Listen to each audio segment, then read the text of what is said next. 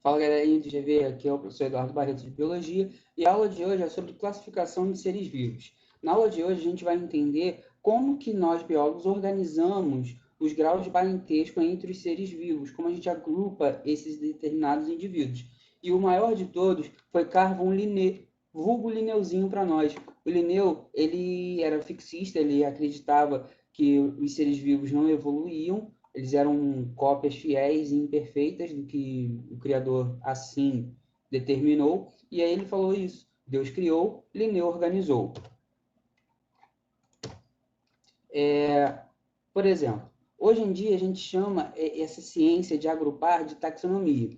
Taxonomia nada mais é do que o conjunto de regras que usamos para classificar os seres vivos. Com ela, os biólogos criam categorias nas quais as espécies são agrupadas. Moçada, é eu pegar determinados organismos parecidos e falar assim, vocês pertencem a esse grupo aqui, vocês são mais próximos, vocês são parentes.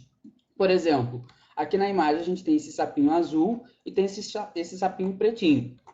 É muito mais óbvio e lógico eu acreditar que esses dois sapinhos, o azul e esse branquinho e pretinho aqui, são mais próximos evolutivamente, pertencem a um grupo só do que se eu comparar essa borboleta com essa arara. Faz um menor sentido. A arara com a borboleta são muito mais distantes umas das outras. E era exatamente isso que Linneu fazia.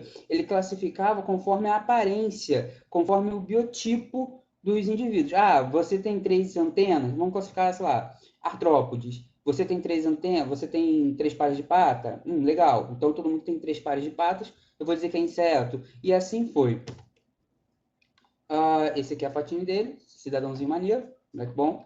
Ele dividiu, moçada, os organismos em categorias, que hoje a gente chama de táxons. As categorias taxonômicas e táxons são as mesmas coisas. Em 1735, Linneu cria esse sistema e com os principais táxons, que a gente vai ver daqui a pouquinho, que foi aperfeiçoado pelo Whittaker. Quais são os principais táxons?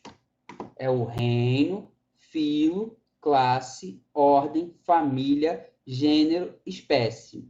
Professor, é importante eu saber esses níveis taxonômicos? Sim, meus amores, é extremamente importante vocês saberem. E na ordem, uma das maiores questões que acontecem no Enem ou em vestibulares é justamente você entender qual é essa ordem. Como que eu vou gravar essa ordem? É só lembrar da palavrinha reficofage. Reficofage, moçada. Essa palavrinha vai te dizer qual é a ordem em que as categorias vão aparecer. Do mais abrangente para o mais específico. Então a gente começa com reino, filo, classe, ordem, família, gênero, espécie. Re de reino, fi de filo, C de classe, O de ordem, F de família, G de gênero, E de espécie. E olha só que interessante, moçada. Quando a gente vem de espécie para reino, eu estou aumentando a diversidade. Eu estou saindo de um grupo extremamente específico, que é a espécie, para algo mais abrangente. E quando eu faço o sentido inverso, quando eu venho de reino para espécie, eu vou tendo maior semelhança entre os representantes. Por exemplo, se eu pego indivíduos que pertencem ao mesmo gênero, eles vão ser bem parecidos. E se eu digo que ele pertence ao mesmo gênero, obrigatoriamente ele vai pertencer à mesma família, à mesma ordem, à mesma classe, ao mesmo filo, ao mesmo reino. Tudo bem, moçada? Então vamos lá, vamos continuar. O Linneu, cara, ele veio instituir os reinos. Hoje em dia são 6 reinos, mas a nível de prova são 5, graças a Deus, um a menos para a gente se preocupar. Quais são os 5 reinos? Monera, Protista, Fungi, Plante e Animalia.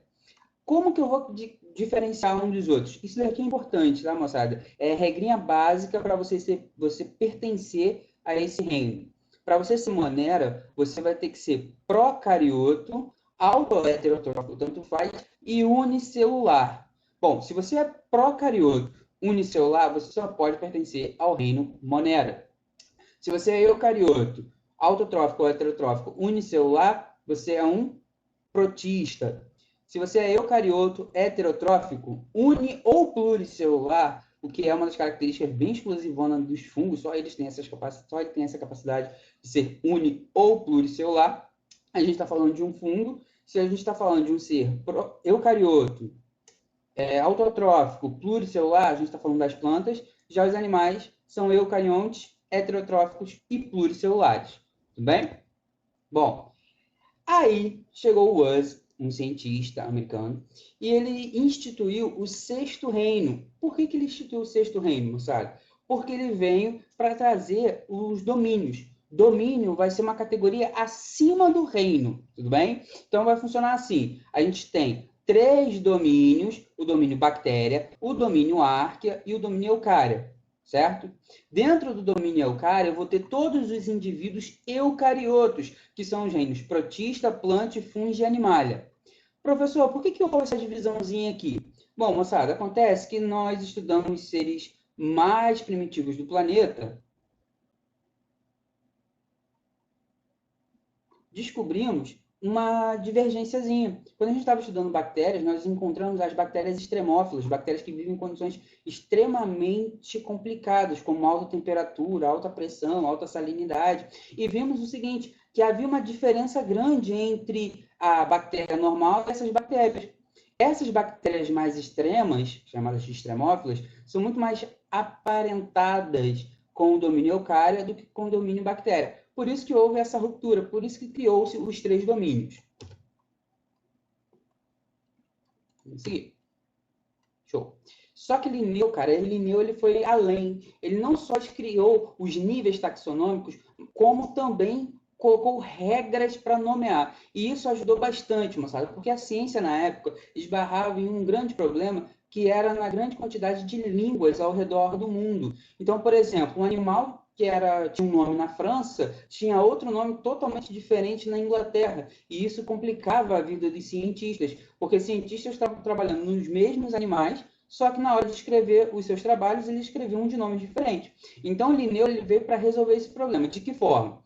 Ele instituiu o que a gente chama de sistema binominal latino. Como que vai ser isso daí?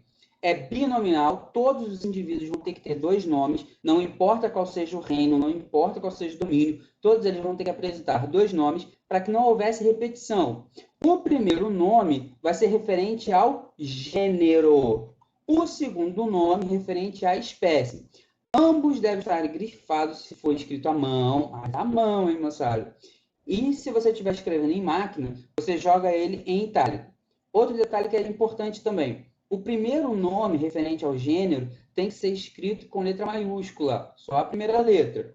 O segundo nome, que é referente à espécie, você pode escrever com letra minúscula mesmo, certo? E por que o latim? Ele escolheu o latim, moçada, não foi à toa. Ele escolheu o latim porque o latim é um idioma morto, que não se modifica ao longo do tempo. Por exemplo, o idioma português, ele vem se modificando ao longo do tempo. Antigamente tinha tema, tinha hífen, um monte de palavras, que isso foi se modificando ao longo do tempo.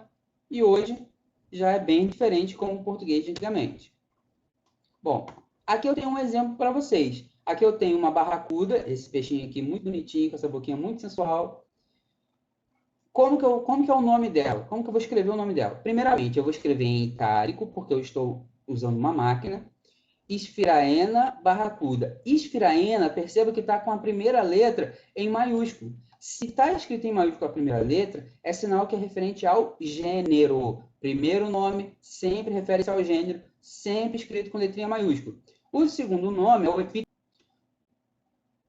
O segundo nome é o epíteto específico, referente à espécie. Tudo bem? Então, o nome científico desse peixinho, da barracuda, é Esfiraena barracuda. Tudo bem, moçada? Bom, galera, espero que vocês tenham curtido essa aula de hoje. Façam os exercícios. Logo, logo estaremos juntos novamente. Um beijo e até logo.